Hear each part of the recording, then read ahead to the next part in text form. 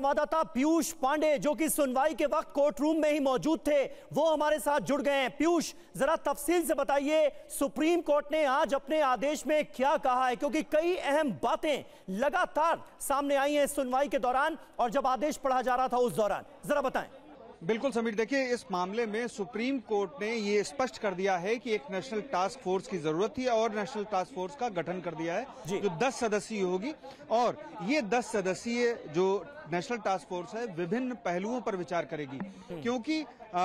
अदालत का ये मानना था कि जो डॉक्टर्स हैं उनकी सुरक्षा उचित तरीके से नहीं हो रही है। कभी मरीज के रिश्तेदार उन पर हमला करते हैं, कभी कोई हमला करता है, उनके पास परिवहन और आने जाने का साधन नहीं होता और उनकी ड्यूटीज भी जो हैं ऐसी होती हैं कि कई बार वो सुरक्षित नहीं रह पाते। तो ऐसी स्थितियों से निपटने के लिए जो नेशनल टास्क फोर्स होगी, जो 10 सदस्यीय होगी, वो अपनी रिपोर्ट कोर्ट को सौंपेगी और उसके बेसिस पर कोर्ट इस मामले में आगे आदेश जारी करेगा। फिलहाल फौरी तौर पर सुप्रीम कोर्ट ने 22 अगस्त तक सीबीआई से इस मामले में स्टेटस रिपोर्ट तलब कर ली है, चूंकि बहुत सारी ऐसी भ्रांतियां फैली थी जिनका इनकार सीधे तौर पर राज्य सरकार की ओर से आज किया गया, क्योंकि कई सवाल जो सीबीआई की तरफ से पूछे गए राज्य सरकार के वकील कपिल सिब्बल से, उन्होंने साफ इनकार किया कि इस मामले में मीडिया में कई ऐसी चीजें सामने आई हैं जो सही नहीं है, जो सोशल मीडिया पर भी सामने आई हैं। तो ऐसी स्थिति में